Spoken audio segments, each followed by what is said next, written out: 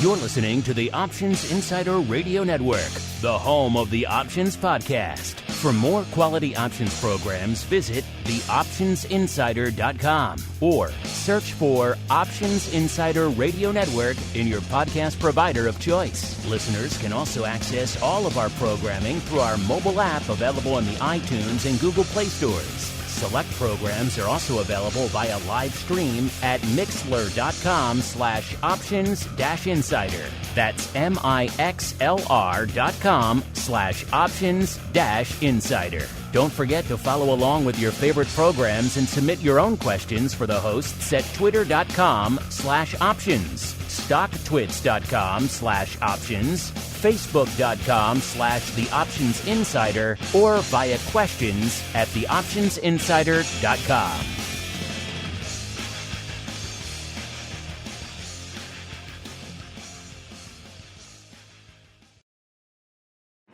Bitcoin, Ether, Ripple, Litecoin, and more. Cryptocurrencies and other digital assets are taking the financial world by storm. This exploding market provides everything a savvy trader needs: volatility, volume, and liquidity.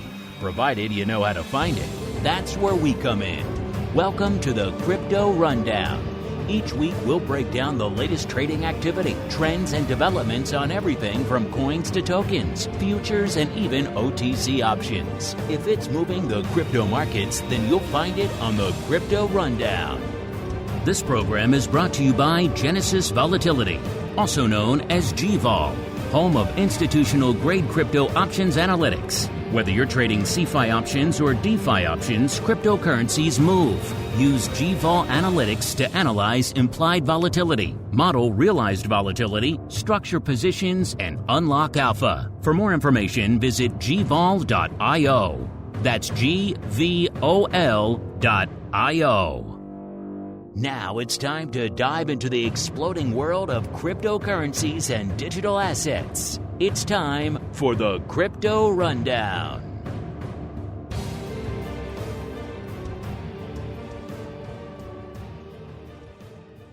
All right, everybody. That music means it is Monday.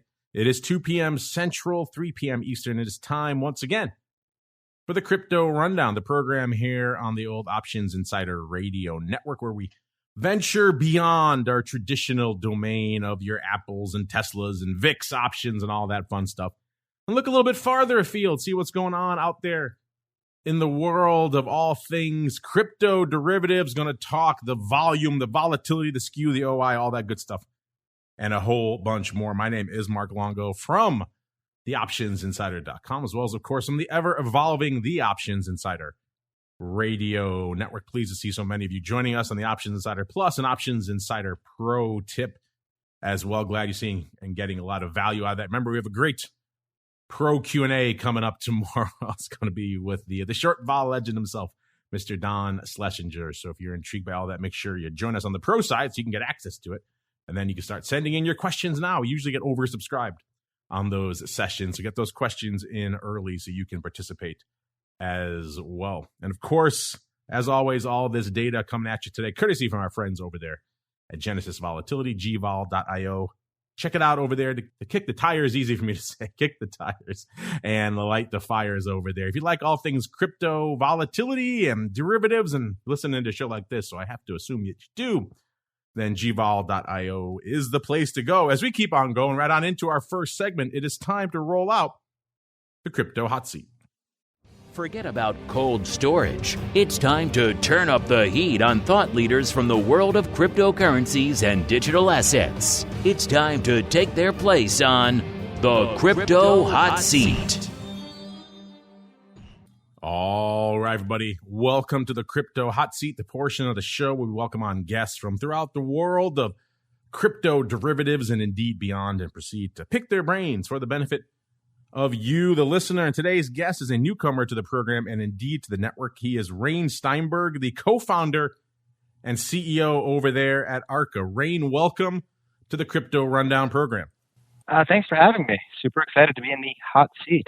All right. And we have had other reps from ARCA. We had Jerry David. He's the president of your ARCA Lab subsidiary on most recently back in March of this year. And we had your CIO, Jeff Dorman, on a couple of years ago, back on May of 2019. So it's been a little while since we've checked in with ARCA proper there, Rayne. And this is your first time on the network. So why don't we go ahead, as we do with all of our first timers, why don't you give our audience a little bit of an overview of your background in the crypto space and how you found your way to co-founding ARCA? Sure. Thanks, Mark. Prior to co-founding ARCA, I co-founded another disruptive financial service company called WisdomTree in the early 2000s. That's an ETF company that was really looking, to create a company around ETFs, similar to the way we're creating a asset management company around digital assets here at ARCA. I also spent a few years at the hedge fund complex RAYNE, working on event-driven strategy. And the way I got to digital assets was even when we were doing quite well at WisdomTree, we ran into the financial crisis. The idea of systemic risk became very real to me. And I learned about Bitcoin, started following it very closely. Didn't think it was quite ready for institutional adoption back in 2011, 2012. But fast forward to 2017, 2018 at the foundation of ARCA, where we wanted to create an institutional asset management company to address digital assets. And that's what we did. Well, there's certainly a lot to address in that space. Indeed, since our last show, we've seen a lot of turbulence out there in the broad crypto market. So maybe let's start there, Rayne, because a lot to analyze, a lot to debunk. We're going to get to that a little bit later. And of course, our Bitcoin breakdown segment. But you guys over there at ARCA have been analyzing a lot of different aspects of the market. Of course, over the last couple of months, we've seen this pronounced bearish trend out there in the marketplace. Most infamously, just last week, we saw right after our last show, last Tuesday, we saw Bitcoin breaking through that much watched, much ballyhooed 30,000 level to the dark side before finally rebounding again this week. So a lot to unpack, but people have been putting together these bearish narratives for quite some time here, Rayne, to try to explain what's been going on out here in the broad market. Seems like you folks over there at ARCA have been working diligently to perhaps bust some of these theories. So let's run down some of those, what your thoughts are on some of the most popular and indeed prevalent bearish theories out there for why we're seeing this pronounced sell-off in all things Bitcoin, Rayne. Sure. Our CIO, who I highly recommend you have back, Jeff Dorman, and he can go way deeper than me, but I will fill his big shoes. Just put out a note this morning debunking 10 bear market myths on theories for why this. And then I'll tell you about how I look at it at the end of that. I take a much longer view. So that didn't even come up on my radar when Bitcoin went through 30,000 because I don't really care about those short-term prices. In my seat of looking over the broader thing, if the thesis and trajectory is still intact, that's all I need, and there's a lot of price volatility in this. So I let the portfolio team worry about that. Debunking bear thesis number one. There's been obviously a lot of air given to the China narrative, and it's obviously important what China is doing over there. But you really have to also recognize some of the positives to what's going on with China. You had a heavily concentrated mining resource in China. You still have a very command and control economy there. This was always going to be whether the central authorities there allowed it or not. So it's actually not such a bad thing. And then when you think about the disruption for something like this, it's not like the Chinese authorities are seizing Bitcoin or anything like that. They're actually just taking really offline liquidity venues, if you think about it. And we have some good history for when there have been liquidity disruptions, either on a specific token or others, that while the price volatility can be quite sharp, if it's only liquidity that's gone away and not some greater impairment, which you can't really argue about that here, it actually rebounds to the same point in a relatively short period of time. You had the same thing happen with Ripple, with the SEC. You had the same thing happen with Satoshi Vision when it was delisted, and you've seen a very similar pattern: a sharp decline, then a pretty sharp rebound too.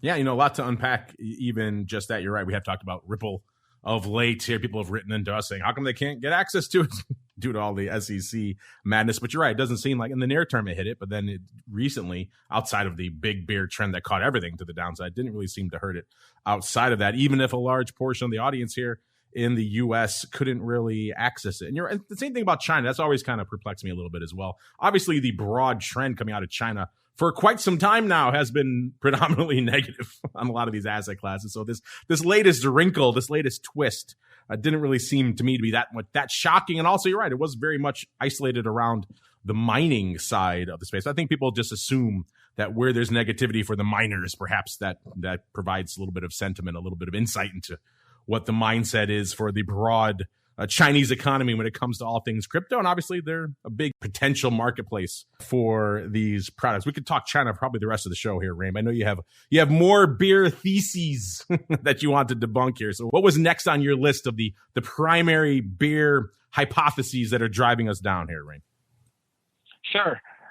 There's been a lot of talk about increased regulatory pressure in the U.S., and it's just not the case.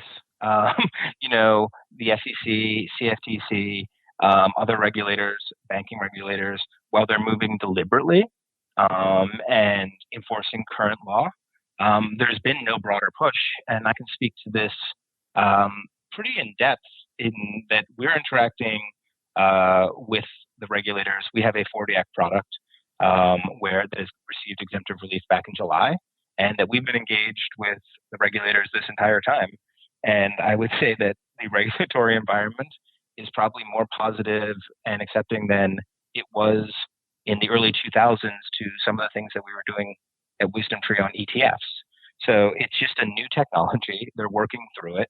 They're the premier regulator in the world really when it comes to financial securities.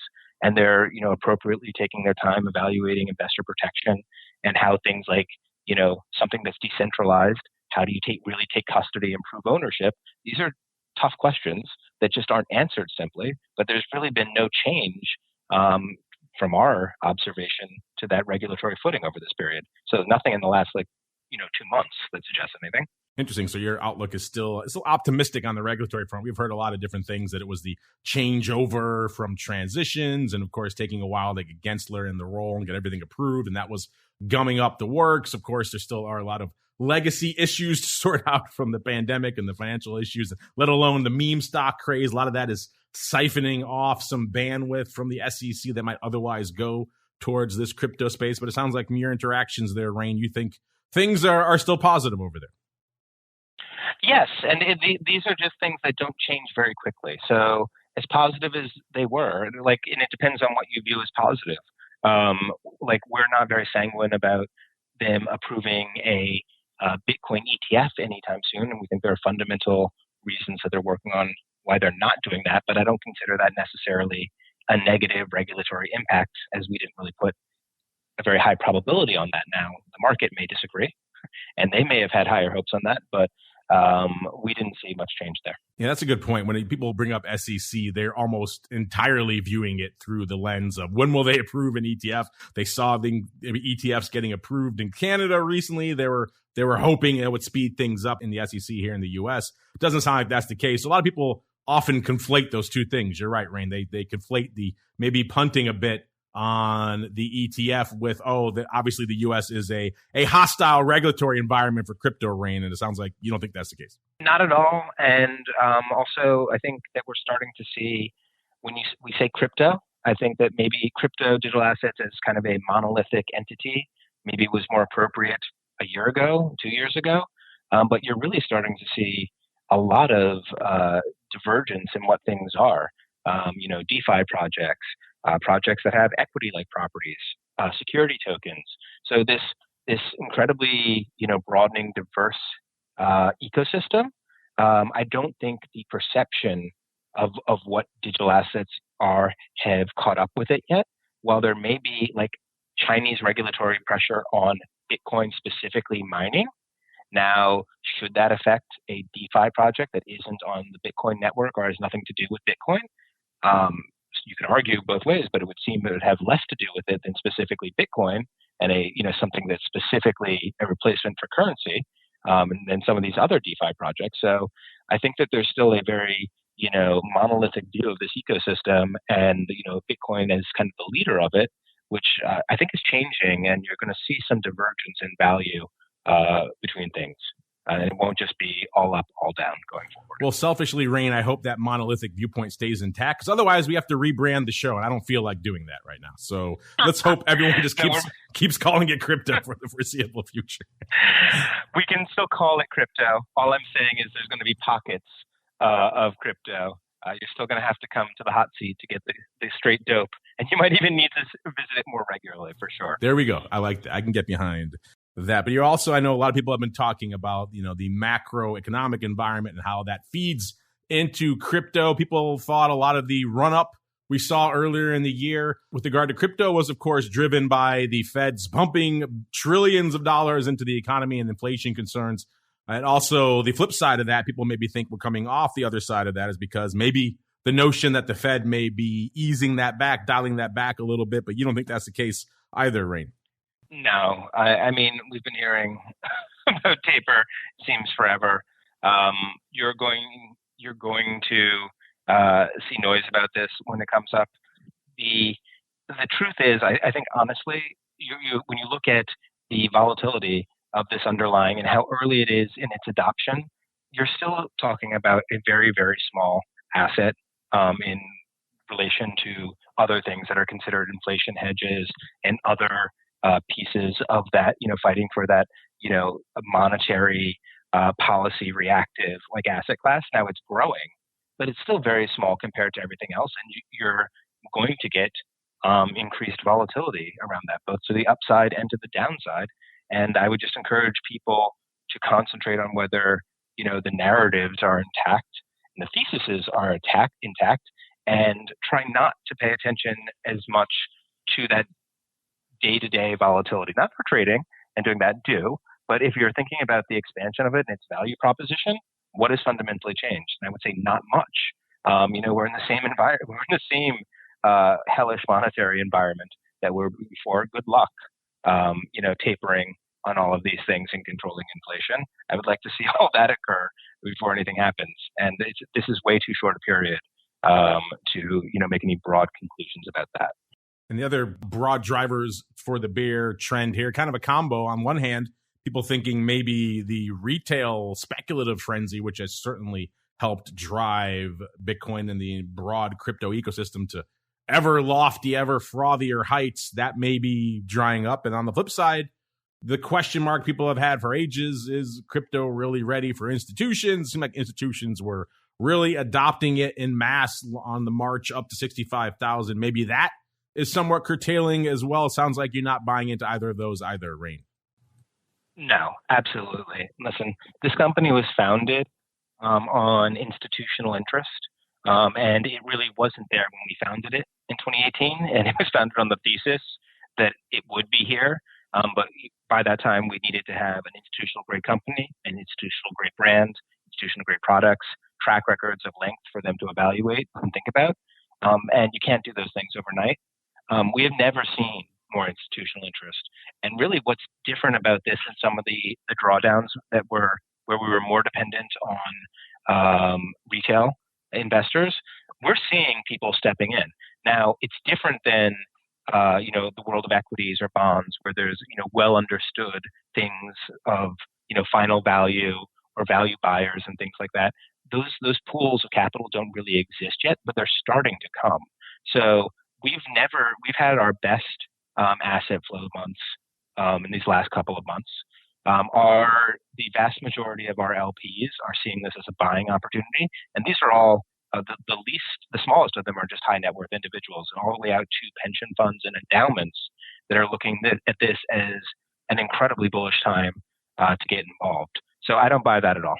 Next up on your list here, your top 10 beer theses out here is the whole ESG movement. Obviously, Musk kind of bringing that into stark relief over the last month and change as he pivoted from loving all things Bitcoin and crypto to suddenly discovering which to me is still a strange pivot, how he didn't know that. A guy who ostensibly runs a clean energy company didn't know that Bitcoin had a bit of a high energy footprint, but suddenly claiming that it was too high and they're not going to take the orders for Tesla out there. And of course, all of that really reverberating into concerns around the environmental footprint. We talked about on the show recently, they've broken down the major, crypto assets by how many kilowatt hours they actually consume in their transactions out there. So a lot of interesting analysis to be done there. In fact, just pivoting on Musk, maybe that's an area you're missing here from your top 10 bear theses. It's just Musk. It seems like whatever his whims are on a daily basis here, Rain,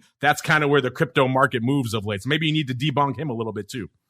Yes, I agree. And I would say that what the crypto market is guilty of, I would say our broader world is probably too sensitive to outsized individual personalities that have, inflated clout or Q scores or whatever. So did anything radically change in Bitcoin's energy footprint between Musk love Bitcoin 6 weeks later to Musk hate Bitcoin? I would say no. But this is what I think is more interesting about this is really kind of our facile approach to ESG investing in general. So this is a piece, a strategy or allocation style that is getting a bigger and bigger part of the investing dollar. And people rightly want to have their investments impact and align with positive good. This is fantastic, but we all know the financial service industry is very focused on marketing and what's hot, and you've seen an explosion of ESG offerings. Now, not necessarily an explosion of legitimate ESG or the same, explosion in ESG investing opportunities as well. And the SEC has actually come out with guidance about this, that anybody that's claiming that investments are ESG, that they really have to quantify that.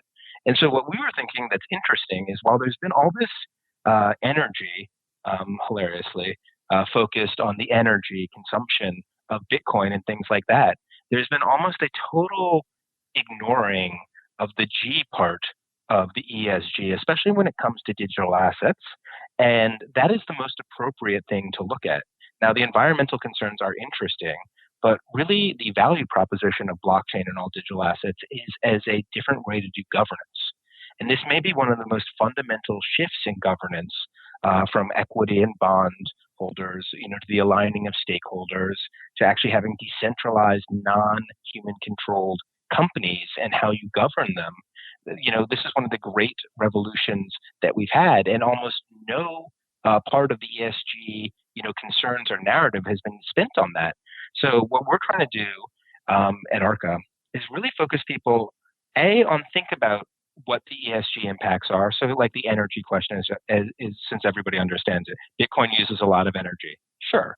But you can also think about what is Bitcoin replacing? That uses a lot of energy too. So it's not just this very easy narrative. We're encouraging people to really think about it, dig deep, and then in areas that they haven't really looked at yet, like governance, where there's a ton of stuff to do, focus there. But don't just hang on these three letters and think about that, or listen to Elon Musk, because I'm sure we'll hear something different next week. You should do your own work and come up with your own ideas. It's a lot to unpack. We can probably spend the rest of the show just discussing and debating the impact of Musk. And as you put these other outsized personalities, there are a lot of those floating around in crypto, but let's keep on rolling. Speaking of Musk, it is kind of related to him. Another aspect of the bear turn, the supposition are these, these legion, I guess you can call them, conspiracy theories out there swirling around a number of different assets and firms out there. Binance, what's the latest drama with them, or Tether, or Celsius? There's a legion of them out there. So you kind of lump them all together for your next bear debunking here, Rain. Yeah, I mean, this is the type of thing that is ignored in the up market, obsessed on or looked to hang something on a down market. There are legitimate questions about all of these things. Tether's still under suit with the New York AG. There's still questions about, the actual reserve status. But these are things that existed before. None of these things have gone higher or metastasized further They are the state of things. What you really have here in digital assets is, again, a very immature market where there are no like set authorities where people can look, or places to get necessarily even good information, or appropriate regulatory bodies that look over these things. So none of the structures for getting good information or feeling confident about things exist really in the digital asset ecosystem. So rumors abound. This happens on the upside when things can get frothy on the way people are feeling about these things, to overly negative. It's probably somewhere in the middle, but without places that really good, well agreed upon ways to interpret things or determine value. Rumor and innuendo drive activity a lot more than in other asset classes. I have to keep on rolling, Rin, because we have to keep rolling with the rest of the show as well. And you have a lot of different theses here that we have to debunk. But I like this. Another one, of course, the notion that the MicroStrategy is going to have to come out and just unleash all of their holdings upon the market and drive Bitcoin back down to, I guess, 10,000 there, Rain. No, this is just completely wrong. This is one where you could have Jeff, our CIO, who's gone through the bond covenants of what's there. There is no way to force MicroStrategy to sell its Bitcoin. Now, there is a question, and we've brought this up in the past, whether buying MicroStrategy as a way to express your Bitcoin investment view, the dangers of that, or how there might be better or more direct ways to do that. And you can see that here when something is vastly outperforming just for a lack of ways for other traditional people to invest in Bitcoin, to express it, and you see what happens. But there's nothing that has changed with MicroStrategy's footing or any indication that they could be a forced seller of Bitcoin. It's going to be quite the contrary, I believe. They're going to keep buying. Speaking of contrary, another one we've heard quite a bit about, and this has been watched a lot in the market, is, of course, Grayscale, the trust, and what's going on out there with a premium / discount to NAV, and also the fact that folks who are holding the trust, they have an unlock period. And when that expires, Rain, that's when it's going to come. That's when we're going to see the real flood of sellers into the Bitcoin market there, Rain. Again, not accurate, really. The way the unlock occurs is a rolling unlock.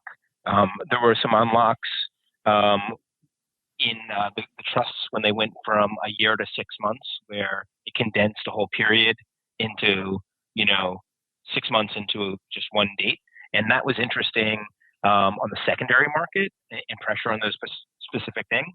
But also, you can't. Great for Grayscale, not necessarily Grayscale investors, but you can't sell or liquidate your Grayscale holdings to receive your Bitcoin. It's you buy it, institutions, and you can only sell it on the secondary market. So there could be some reflexivity on Grayscale prices, but that's why you've seen an actual discount open up there, because people have realized that there are better, more direct, cost-effective ways to get Bitcoin, more of a deficiency in the structure overall than a cooling on the underlying asset class. And last here at number 10 here on your list of the top 10 beer theses out there to debunk out. This one has always been a little bit perplexing to me as well, Rain, because the notion that the fundamentals are somehow declining out there in the world of crypto, which, to my analysis and to my mind, there really aren't any fundamentals of Bitcoin or most of the top crypto assets. At the end of the day, it's really what the next guy will pay for them. And right now, the next guy seems to want to pay a little less. But break it down for us here. Your number 10 in your list of the issue that fundamentals are somehow deteriorating, if they even exist out there for a lot of these crypto assets, Rain. Sure. You're absolutely right on Bitcoin. It is what is the next person will pay for you.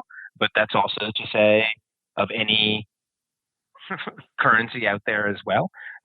So whenever people will pay less, that will occur. So let's just not even look at Bitcoin here. There's a broadening market of things where there are fundamentals like DEXs, lenders, stable coins.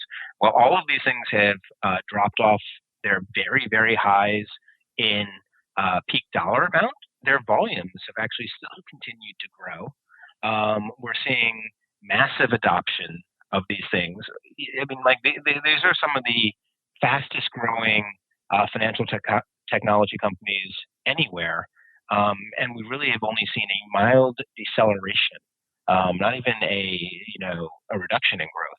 So we consider this, and this is the space where Jeff and the portfolio team play a lot, is projects like DeFi, DEXs, areas where we can really try to get to value as some of the greatest buying opportunities that we've seen in a tremendous amount of time with no deterioration in the underlying business. And we're seeing this as a huge buying opportunity. Well, RAYNE, I appreciate you joining us here on the Crypto Hot Seat to break down some of the most popular, most prevalent bear theses that are going on out there in the marketplace right now. And if folks are intrigued, they want to read your article on all this for yourselves, or maybe check out what's going on, what the latest is over there at ARCA, where should they go? What should they do, RAYNE? They should check out our website, which is www.ar.ca. That's it. And you can sign up for our newsletter and hear it directly from Jeff. You can check out our product set. And if you're an accredited or qualified institutional buyer, click Invest with us. And one of our sales representatives will reach out to you and can walk you through all of our products. Well, RAYNE, like I said, I appreciate you joining us. We'll have to have you back on to debunk more of these market trends and analyze what's going on, hopefully more frequently than once every 2 years or so, RAYNE. Yes. Next time, maybe you'll have me on talking about how incredibly overvalued everything is. There you go. There you go. Bitcoin at 250,000. What do you say to that? See you next week, Mark. There we go. All right. Check it out for yourselves over there at ARCA as we keep on rolling into our next segment. It is time for the Bitcoin Breakdown. It's time to explore the latest trending activity, trends, and developments across the world's leading crypto market. It's time for the Bitcoin Breakdown. All right, everybody. Welcome to the Bitcoin Breakdown. That was a fascinating conversation about all of the drivers or the supposed drivers going on out there in the world of crypto. And a lot of that, of course, focused around the leading digital asset out there, which is indeed Bitcoin. That asset a little bit higher than it was this time on our last show, even though it took a bit of a hiatus to the dark side in between episodes. Coming into today's show, we had Bitcoin just a little bit north of the 34,000 level, almost 34,100, puts it up about 1,600 handles from where it was this time last week. It was right around 32.5 or so on our show last week. Of course, we saw a little bit of a sojourn there to the dark side, as I mentioned, with RAYNE, got down below the 30,000 level, hit about 29,000, almost even.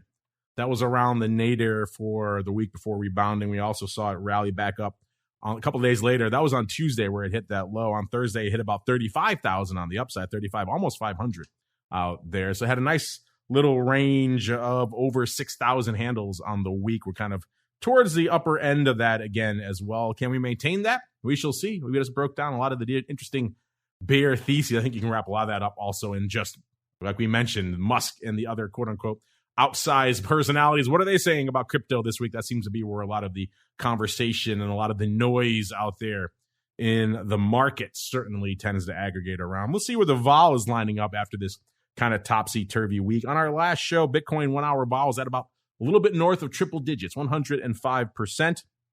Had a nice run in the interim there, actually the day after our last show on Tuesday when that sell-off hit really hard. We saw Bitcoin 1 hour vol spike to about 121%. That was the day, of course, it broke 30,000 to the dark side. Then it has since retreated, but it's still right around that level we were at last week, a little bit shy of that, just below triple digits, at about 97% coming into showtime. Again, all this vol data and everything else, SKEW coming at you, courtesy of our friends over there at Genesis. gvol.io is the place to go. Since we had Simon on the show last week as well, let's also take a quick sojourn into BitVol, his own kind of Bitcoin VIX, the Bitcoin Fear Index. On our last show, it was about 104.5, and coming into today's show, about 102.88. So kind of an interesting little run there, of course, far away from the 2021 high we saw, which was 171 way back on the right beginning of the year, the 15th of January on this year. So that's where we saw the high. Didn't threaten it. Let's see how high we got during the height of the madness over the course of this past week. We got up to about 159, almost 160. So actually, no, that was in May 23rd. I take that back. Actually, on June 22nd, we got up to 109. So not anywhere near that 171 level we hit back in January of this year. So BitVol kind of relaxed over the course of the last week, even though it did trend a wee bit north for a little while there. SKEW, interesting evolution out there as well. Remember, of course, since our last show, we did see a lot of options come off the table there with June expiration. So that's also wreaking a little bit of havoc with those numbers this week. Last show, our SKEW was negative 5.5, showing, again, pronounced downside bias. That spiked all the way down to minus 17. That was actually a couple of days after the sell-off. On June 24th is when it hit its low, which is kind of interesting coming into today's show. Still negative, but has rebounded from that negative 17 level up to about a negative 4.3. So a little bit higher than it was this time last week. Here's where we're starting to see really pronounced impacts is on the OI front, because June was the number one open position kind of across the board in all the major cryptocurrencies. And that, of course, has rolled off the board since our last show. So we have the OI on Bitcoin down markedly this week. The calls only 72,000 open right now. That's down almost 30,000 contracts from this time last week. And the puts are at about 45,000. That's down nearly 20,000. So again, all of that reflecting June. June went off the board, took nearly 70,000 contracts with it out there. So a lot of paper coming off the board since last week. That means DECE, now you're looking at a monthly expirations where you folks are lining up. DECE is now the big dog with 29,000. It was up about 500 from last week. Not a big change in December. It was more just June rolling off the board. SEP number 2 with about 25, almost 26,000. It's up about 1,800 contracts from last week. And July has now moved into the number 3 spot. That's got about 24,000 contracts. So it isn't that far away from DECE, and maybe that will, given all these stark movements, people don't want to play in DECE when Bitcoin's whipping around. They want to play in something closer to the fire. So I'd imagine July will start creeping up that list, maybe even be our number 1 by this time next week. Same deal with the open interest. The notional value of that OI out there has fallen off a cliff since our last show. Our last show, we saw about $7 billion worth of notional options value out there on Deribit. You add in all the other venues, CME and everything else, gets up to about $8 billion. This show, again, June has fallen off the cliff. You can look at the chart for yourself and see it has just collapsed.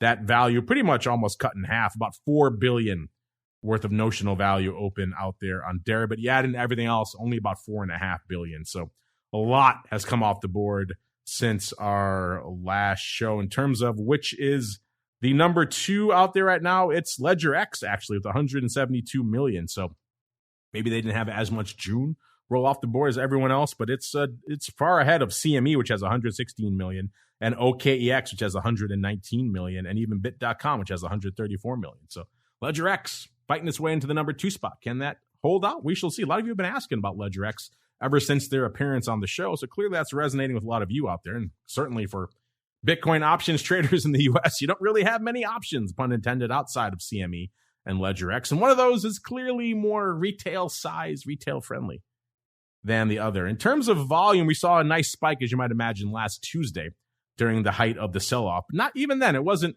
back to the levels we saw back in April. We were regularly doing 2 billion worth of notional volume a day. In fact, we were pinning the needle out there most days. Nowhere near that. Even this past week, only 861 million worth of notional volume going up on the tape. So not maybe what you would expect given the height of the sell-off and the fact that we broke 30,000. A lot of people getting fired up about that. And the rest of the week wasn't that packed either, really. 602 million worth of notional on the 21st, 515 million on the 23rd. So those are the 2 days kind of bookending that dramatic sell-off on the 22nd. And those are pretty much in line with the numbers we were seeing the previous week out there. So still a far cry from the heady days of April into May when we were kind of hitting 2 billion like clockwork across the board out there. In terms of the strikes, what's open out there, where the action is in Bitcoin right now, the top 5 sizable positions. We did see some evolution on this as well, as we saw, of course, June go the way of the dodo. The 40,000 strike is still number 1, but it is down substantially, down to about 7,500 contracts. That's down about nearly 2,500 from where it was this time last week. Number 2 is the 20,000 strike. That one has moved up quite a bit. It was down near the bottom of our top 5 last week. Now that's number 2 with about almost 7,300, down about 800 contracts from last week. Let me go back out to the pars. The par is still open, and they're still there for number 3 at about 7,200 as well. That's down over 2,000, about 2,300 contracts from last week. So a lot of June pars rolling off the board this week. Number 4 is the 50,000 strike with about 6,800 contracts. That's down nearly 3,000 as well from last week. And number 5, the 60,000 strike with about 5,400 contracts open, down nearly 3,000 as well. So a lot coming off the board. But part of the reason that the 20,000 strike seems like it climbed up is that it only had about 800 contracts going away in June versus the rest of these strikes having 2,000 to 3,000 contracts going away. So a lot to unpack there, but 20,000 climbing back up, which again, we broke through 30,000. So perhaps not surprising that 20,000 making it onto the list. What didn't really make it onto the list really in any material way was the options over there at CME. Another light week, despite the fact that we saw that 30,000 brush there to the dark side down to 29,000. Not a ton of volume. The busiest day, as you might imagine, was last Tuesday, but only about 42 contracts going up. So again, that contract is very beefy, and the options volume on it, or I should say lack thereof, really reflecting that. The futures, similar story. They actually had a decent day on Tuesday with about 22,000 contracts going up. The rest of the week was about 12,000 a day or less. And the OI coming into this show was around unched from this time last week. Still about 8,000 out there, which is kind of interesting. CME did put out some interesting nuggets on their Bitcoin futures highlights year to date. They say their daily open interest has reached 9,500 contracts. So that's a little bit of a change from the OI we're looking at right now, which is about 8,000. They also say 8,380 unique active accounts have traded it since launch. About 1,600 of those added since 2021. So about a 33% increase from the same period in 2020. The number of large Bitcoin open interest holders has reached 82 year to date. It's up nearly 50% from this time last year. And they mentioned the consistent trading flow they've seen throughout the 23-hour day, with 47% of the volume completed by 9 a.m. Eastern, when most of the U.S. is starting to kick in. And of course, 36% of their trading volume originates from outside the U.S., which again is consistent with what's going on in the crypto space, where a lot of the action, a lot of the interest, a lot of the regulatory momentum is outside the U.S. right now. In spite of what RAYNE was saying, he thinks it's positive here, which is good. I'm glad to hear that, but we haven't seen a lot of actual tangible developments as a result. So if you want those, you still have to look elsewhere, like Canada, where they're approving ETFs, or elsewhere overseas in Asia and other areas where they're still a little bit more favorable to these products going up. Micro Bitcoin futures, similar story to what we saw on the macro, the big contracts out there. So instead, let's turn our attention now to the rest of the crypto space. Let's explore the altcoin universe. It's time to move beyond Bitcoin and find out what's moving the rest of the crypto marketplace. It's time to boldly venture into the altcoin universe. All right, everybody, time to do it. Time to break down the top 10 coins, products, cryptocurrencies, digital assets out there from an overall market cap perspective. Remember, take the actual dollar by dollar market caps with a grain of salt. With the rankings, you can put a little bit more substance behind. Number 10 this week is Uniswap with about 10.1 billion worth of market cap out there. Number 9, Polkadot, 14.6 billion. Number 8, USD Coin with 26 billion. Number 7, our old friend XRP, down to about 29.8 billion. Number 6, yes, it's Dogecoin, 33 and about a quarter billion. Number 5, Cardano, 42.2 billion. Number 4, Binance Coin. All the drama, all the theories swirling around all things Binance, still holding firm at number 4 with Binance Coin out there, at least 45 billion out there. Number 3, it's Tether. More conspiracy theories around this one as well. Still holding firm at number 3 with about 62.5 billion. Number 2, it's ETH, getting back some of its luster this week to 244 billion. Number 1, Bitcoin, 641 billion. I have to see how low it dipped on the market cap when it broke 30K out there. But again, a far cry from the 1+ T level it was at not too long ago during the height of the Musk and crypto frenzy. As you mentioned, ETH having a good week net from our last show, up about 150 odd handles out there. It hit a high of, coming at showtime today, 21.35. The low was again during the height of the sell-off last Tuesday, hit 17.11 out there. So interesting period out there, interesting range, a little over 400 handles out there in ETH over the course of the past week. Vol-wise, ETH has been more volatile than Bitcoin for some time. We're seeing that reflected this past week. Last show, the vol was at about 127. It spiked to 142 during the height of the sell-off on June 22nd. It's back down to about 111% right now. So still frothy, still north of the triple-digit level. The SKEW last show, 9.5 to the dark side. This week, negative 3.5 out there. So coming back a little bit out there. Volume-wise, the notional value of that volume, kind of the same deal as we saw with Bitcoin. Not a heck of a lot of paper on the tape. The busiest day was the 21st with a little bit shy of $250 million, 245 million worth of notional volume going on. That was the most active day by far. Every other day was pretty much a lot less out there. So not a lot of paper really on our tape over the course of the past week, despite the fact that we saw ETH trading well shy of 2,000 for a while out there. OI, the same problem that's been happening in Bitcoin, also happening to a more market extent out there in ETH. Remember, ETH has been concentrated on the quarterlies for quite some time. So when June rolled off the board, it took a lot of paper with it. The calls right now are down to 620,000 contracts. That's down 232,000 contracts from this time last week. And the puts are down to 368,000. That's down 228,000 contracts. So you're talking well over 450,000 contracts going the way of the dodo out there, with June going off the board last week. The notional value of that OI also taking a hit. Last week we had about 3 billion. This week about 2 billion. So you're pretty much getting cut by about a third over the course of the past week. Looking at where you folks are lining up with the ETH from an OI perspective, obviously you said June off the board. That was the big dog. So now number one is DECE with about 290,000 contracts, up ever so slightly, about 3,000 from last week. SEP number two with 204,000, up 5,000.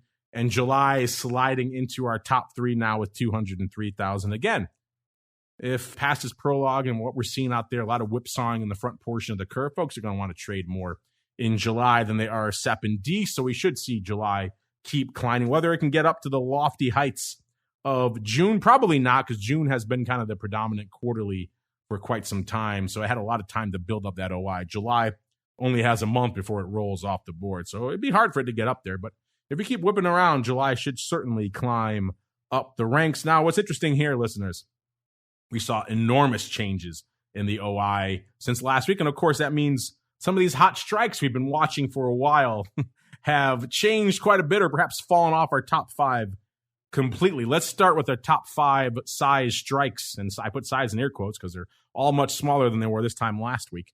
And then we'll get to some of the strikes that really had the biggest fall offs, the biggest drops since last week. The number one size strike out there, the biggest position in ETH options right now, is the 5,000 strike. It's down to about 53,000 contracts. It's down nearly 20,000 from this time last week, but it's still good enough for number one. Number two, remember we had a bunch of other strikes in there between the 5,000 strike and this next strike last week, but most of those have fallen off. Number two out there, listeners, is the 480 strike. Remember, we've been saying for a while, when are these deep in the money strikes? When they're going to go away? Well, some of them started to go away this week. The 480 strike, not as much as the others, which is why it's number two now. It only dropped 6,400 contracts last week, so it has still about 46,000 contracts open. Number three is the 1,600 strike with about 42,800 contracts open. Number four is the 2,000 strike with 31,000 contracts. And number five is the 1,800 strike with about 29,000, almost 29,500 out there. So that's your top five strikes. But like I said, we've had a lot of changes since last week. So what about the 3,200 strike? That was a big strike last week. That fell off nearly 40,000 contracts. Obviously, a lot of the June paper was lined up in that 3,200 strike. It was 66, almost 67,000 contracts last week. This week, it has 28,600 left. So that has fallen off a cliff since last week. Same thing with those two meaty in the money strikes, the 400s and the 320s. Those have had 63 and 62,000 contracts open respectively pretty much all year. Those both also fell off a cliff. The 400 strike lost 36,000 and the 320 strike lost 31,000. So clearly those were June contracts, a lot of them there, maybe a June vertical or independent contracts. Either way, they were both still open. They never bothered to close them out. So those going the way of the dodo over the course of the past week out there. Again, if you have anything 400 to 320 strike or a vertical, you have effectively the ETH future.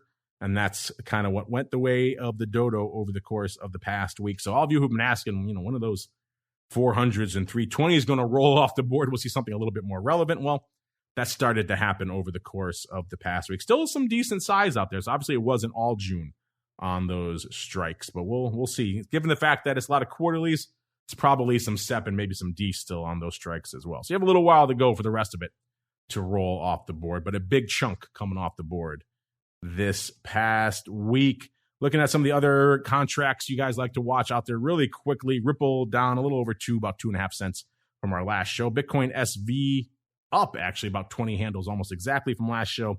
Bitcoin Cash up about 19.5 from our last show. And Dogecoin up nearly 5 cents, about 4.7 cents from our last show. As we keep on rolling into your segment, it is time to answer your crypto questions. You've got questions about crypto. Who doesn't? It's time to find out the answers to your crypto questions. All right, everybody, let's do it. It's time to answer your crypto questions. This week's question comes from Alan. Alan wants to know, he says, first, loving the network. Well, thank you, Alan. We love all you folks take the time to write in and listen and question and comment and rate and review. And of course, join us on the Pro and the Plus live streams. We love you all out there. He goes on to say, crypto is one of my faves. Saw this right up on CoinDesk and thought it would be fun to talk about on the show. And he sent in this link to an article here from CoinDesk profiling how one Ether options trader lost $3 million in a trade gone bad. And they profile here a put seller in ETH options that took it on the chin, especially as ETH drove down to those 3-month lows of around $1,700. What's interesting about this is that the expert that this author spoke to over there at CoinDesk is our own Greg Magadini there from Genesis Volatility. So good to see them getting some love out there as well. And talks about a 5,000 lot of the Dees expiration. So they went out to Dees. They had some time on their hands. And unfortunately, if you're selling premium, we said it before, you probably don't want to go out too far on these names for some reasons like this, but also the fact that you're not maximizing a lot of the premium harvesting, premium decay elements that you really want when you're selling premium. It sounds like this person went out to the 2560 option in December in ETH and blasted out about 5,000 of those. And as you could tell from the action over the course of the past weeks, didn't really work out too well for them because they had to come back and buy them back. Again, it's kind of hard looking at the limitations of some of the ETH options data available to see exactly what went up, what prices they went up. So Greg actually did a little bit of homework. He looked at the average price for those puts between April and mid-May as right around 447. That's how he calculated the value for that. So he came up with a value of about almost 2.25 million in premium that they harvested by selling those 5,000 contracts. Unfortunately, last Tuesday, so during the height of that sell-off, those same options were trading for nearly $1,100, $1,080. So he collected about almost 2.25 million in premium. He had to spend nearly $5.5 million to buy them back. So that's where that roughly $3 million loss comes in out there. And he may be saying, well, what if they did a put spread or something like that? Doesn't look like they did. The other strikes around it didn't really change by the same amount of OI that the 2560s did. So it seemed like someone came in.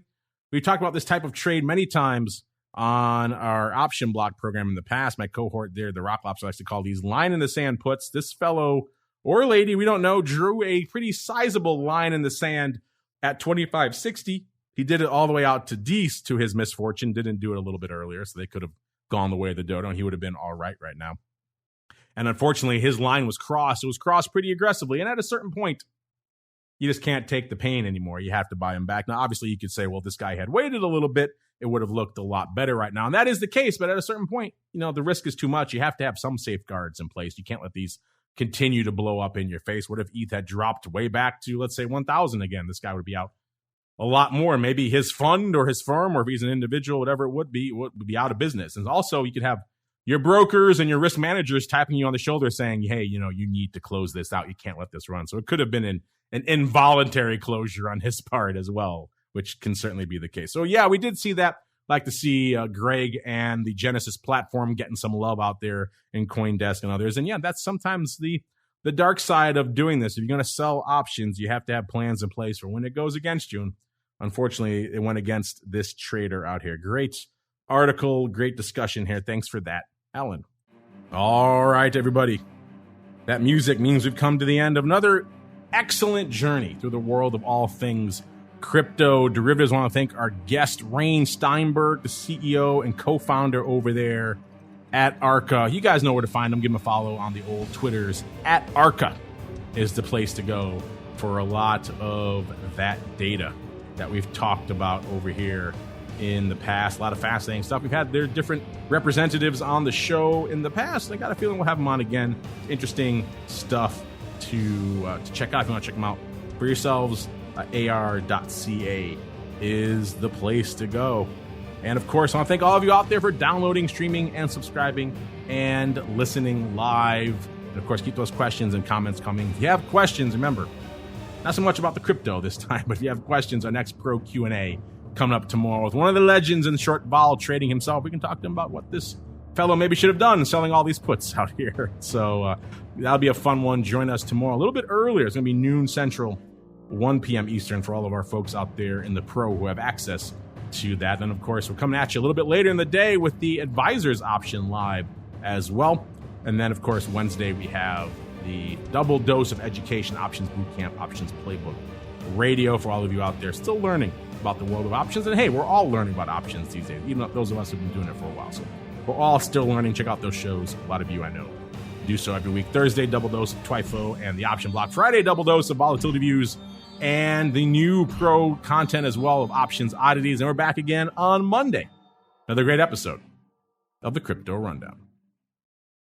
This program is brought to you by Genesis Volatility, also known as GVol, home of institutional-grade crypto options analytics. Whether you're trading CeFi options or DeFi options, cryptocurrencies move. Use GVol Analytics to analyze implied volatility, model realized volatility, structure positions, and unlock alpha. For more information, visit gvol.io. That's GVOL.io.